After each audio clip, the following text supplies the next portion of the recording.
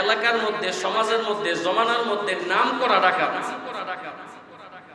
এই হযরতে ফুজাইল একবার ডাকাতি করে দল বল নিয়ে রাতের বেলায় বাড়িতে যাচ্ছে। প্রতিমধ্যে একটা ঘরের ভিতর থেকে তাকায় দেখে একটা মহিলার কণ্ঠে কোরআনের আওয়াজ, কোরআনের তেলাওয়াত শোনা যায়। সুবহানাল্লাহ। ফুজাইল সামন দিয়া যাচ্ছে, থেমে গেছে। আরে আমি তো নাফরমানি লিপ্ত আছি, কিন্তু এক আল্লাহর বান্দা তো আল্লাহর ইবাদতে লিপ্ত আছে। আরে হেদায়েতের মালিক আল্লাহ কোন আওয়াজের মাধ্যমে, কোন কথার মাধ্যমে, কোন শব্দের মাধ্যমে বান্দার অন্তরে হেদায়েত আসবে এটা আল্লাহ জানেন। আমাদের কাজ হলো বলে যাওয়া, হেদায়েত দেওয়ার মালিক আল্লাহ, হেদায়েত আল্লাহই দিতে পারেন। ফুজাইল সামন দেয়া যাচ্ছে, ভিতর থেকে কোরআনের আয়াত শোনা যায়। আলাম ইয়ানি লিল্লাযীনা আমানু আন তাখশা কুলুবুহুম লিযিকরিল্লাহি ওয়া মা নাযালা মিনাল হক। আল্লাহু আকবার। এমন একটা আয়াতে তেলাওয়াত করছে, আয়াতের চমৎকার অর্থ। আল্লাহ পাক রব্বুল আলামিন বলেন, মুমিনদের কি এখনো সময় হয় নাই? এ মুমিনরা, তোমাদের কি এখনো সময় হয় নাই? দুনিয়ার সব ব্যস্ততাকে ছেড়ে, দুনিয়ার সব কিছুকে ছাইরা আল্লাহর ভয়ে কম্পিত হওয়া, আল্লাহর কাছে ফিরে আসার সময় কি তোমাদের এখনো হয় নাই? ফুজাইল যখন এই আয়াতটা শোনা ফেলছে, ফুজাইল দূর থেকে ডাক দিয়া বলে, বালা, হ্যাঁ অবশ্যই সময় এসে পড়েছে। ফুজাইল আল্লাহর কাছে যাইয়া এমন ভাবে কান্নাকাটি করেছে, একা নিবৃতে আল্লাহ পাকের কাছে খাতি দিলে তওবা করেছে। হযরত আব্দুল্লাহ ইবনে মুবারক বলেন, জমানার বুজুর্গদের মধ্যে অনেক বুজুর্গ ছিল, অনেক বুজুর্গের খবর আমার কাছে আসে, তবে আমার জমানার মধ্যে, আমার চোখের মধ্যে ধারণা সবচাইতে বড় বুজুর্গ হইয়া কবরে গেছে এই ডাকাত নামক ফুজাইল। চিৎকার করে পড়েন সুবহানাল্লাহ। ইস্তেগফার করলে সব গুনাহ আল্লাহ মাফ করে দেন, সব মাফ করবে আল্লাহ। হেদায়েতের পথ দেখায় দিবে। তোমার রাস্তা একটা, সেটার নাম কি? ইস্তেগফার করা। সব সময় ইস্তেগফার করতে হবে, তওবা করতে হবে, আল্লাহর কাছে ক্ষমা চাইতে হবে। সর্বদা ইস্তেগফার করতে পারবো তো ইনশাআল্লাহ? ইস্তেগফার করার 2 নাম্বার ফজিলত, আল্লাহ পাক রব্বুল আলামিন বলেন, ইউরসিলিস সামাআ আলাইকুম মিদরারা। আরে ইস্তেগফার করলে আল্লাহ আসমান থেকে বৃষ্টি বর্ষণ করবেন, অজস্রে বৃষ্টি বর্ষণ করে।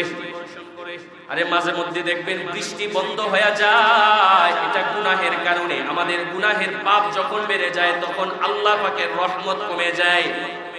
আল্লাহ পাক রব্বুল আলামিন বলেন, ইস্তেগফার করার মাধ্যমে আসমান থেকে বৃষ্টি বর্ষণ হবে, ফসল ভালো হবে, তাহলে রিজিকে বরকত হবে। এজন্য রিজিকের বরকত যদি কেউ চাও, ইস্তেগফারের উপরে আমল করো।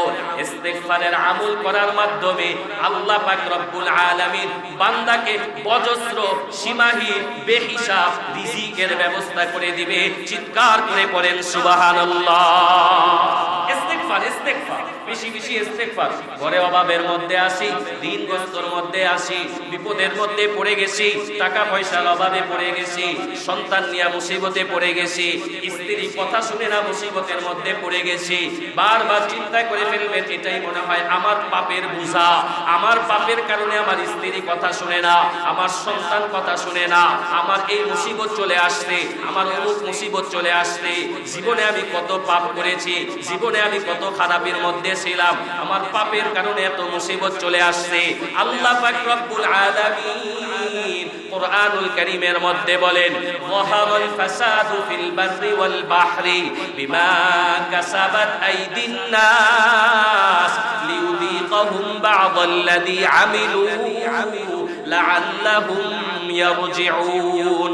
আল্লাহ বলে, জমিনে আর স্থলে যত রকম কাহিনী হয়, যত আযাব গজব, যত ধ্বংসস্তূপ দেখো, এই সব কিছু তোমাদের হাতের কামাই।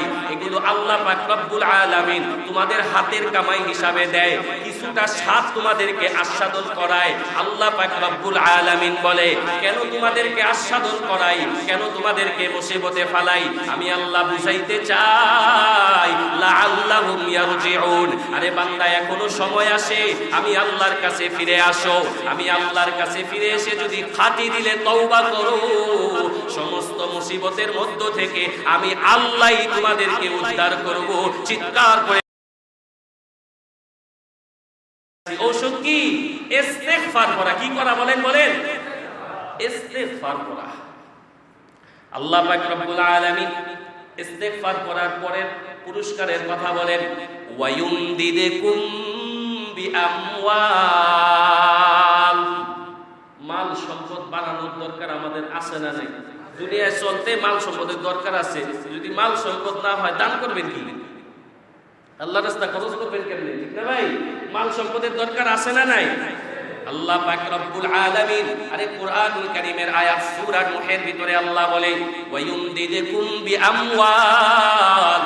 যারা মাল বাড়াইতে চায়, মাল সম্পদে বরকত বাড়াইতে চায়, বরকত নাই বরকত বাড়াইতে চায়, ধন সম্পদ বাড়াইতে চায়, আল্লাহ পাক রব্বুল আলামিন বলে ইস্তেগফার করো, ইস্তেগফার করো, ইস্তেগফার করো। আমি আল্লাহর ওয়াদা, যেই বান্দা ইস্তেগফার করবে, ইস্তেগফার করার মাধ্যমে তার মাল সম্পদ আমি আল্লাহ বাড়ায়া দিব। সুবহানাল্লাহ। হালাল পথে ইনকামের দরকার আছে না নাই? হারাম পথে না, হালাল পথে ইস্তেগফার করলে আল্লাহ কামাই রুজিতেও বারাকা দান করে। পড়েন সুবহানাল্লাহ। সংক্ষেপে আমি বারবার বলে যাই, প্রত্যেকটা পুরস্কারের কথা বলতে হবে। আল্লাহ পাক রব্বুল আলামিন বলে, ওয়ায়ুমদিদকুম বিআমওয়াল ওয়া বানিন। এরপরে অনেকের আছে সন্তান হয় না।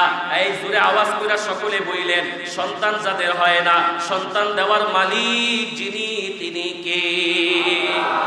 সন্তান দেওয়ার মালিক কে? সন্তান কথা শুনে না, অল্প বয়স বাজে খানা খায়, বাজে বন্ধুদের সাথে চলাফেরা করে। আরে ঘরের মধ্যে আগুন লাগায় রাখছে, ঘরের মধ্যে তারে নিয়ে অশান্তি, সন্তান কথা শুনে না। আল্লাহ পাক রব্বুল আলামিন বলে ইস্তেগফার করো, ইস্তেগফার করো, ইস্তেগফার করো। আস্তাগফিরুল্লাহ, আস্তাগফিরুল্লাহ, আস্তাগফিরুল্লাহ। এই ইস্তেগফার করার মাধ্যমে সন্তানকে বরকত দিবে।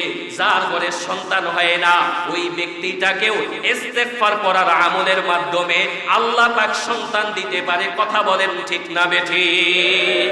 সন্তান দেওয়ার মালিক কে? আল্লাহ সন্তান দেওয়ার মালিক। যদিও আজকে তো আমরা সন্তান চাই বাবার কাছে। কোন বাবা সন্তান দিতে পারে? কোন পিসাব সন্তান দিতে পারে? কোন মানুষ, দূরে বললেন, কোন মানুষ সন্তান দিতে পারে? আরে মানুষ পারবে দূরের কথা, কসম আল্লাহর কোন নবীরও ক্ষমতা নেই সন্তান দেওয়ার। কথা কোন ঠিক না বেঠে? কোন নবীরও ক্ষমতা নেই।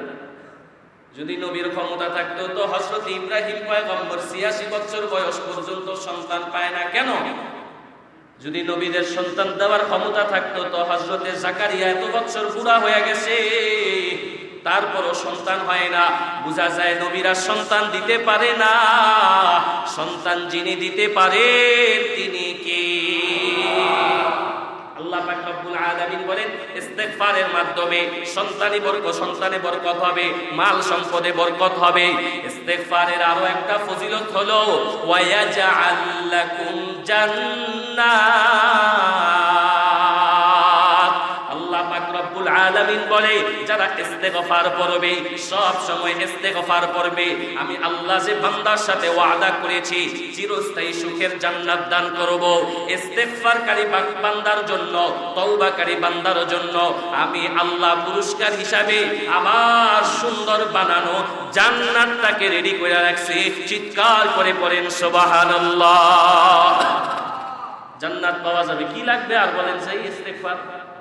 ইস্তেগফারে সব আছে, দুনিয়া আছে, আখিরাত আছে, সব আছে। আল্লাহ বলে ইস্তেগফারের মাধ্যমে জান্নাত পাওয়া যাবে, তওবার মাধ্যমে জান্নাত পাওয়া যাবে। এরপরে আল্লাহ বলে ওয়ায়াজআল লাকুম জান্নাত ওয়ায়াজআল লাকুম আনহারা। এমন জান্নাত আমি আল্লাহ তোমাদেরকে দান করব, যেই জান্নাতের তলদেশে নহর প্রবাহিত হবে। সুবহানাল্লাহ। জোরে বর্তমান প্রেমিক প্রেমিকারা ঘুরতে গেলে কত সুন্দরভাবে শুয়ে থাকে, আর সামনে দেয়া সমুদ্রের পানিগুলোর আওয়াজ পাওয়া যায়, বাতাস আসে, মুহূর্তটা অনেক সুন্দর না? ভাবতেই ভালো লাগে।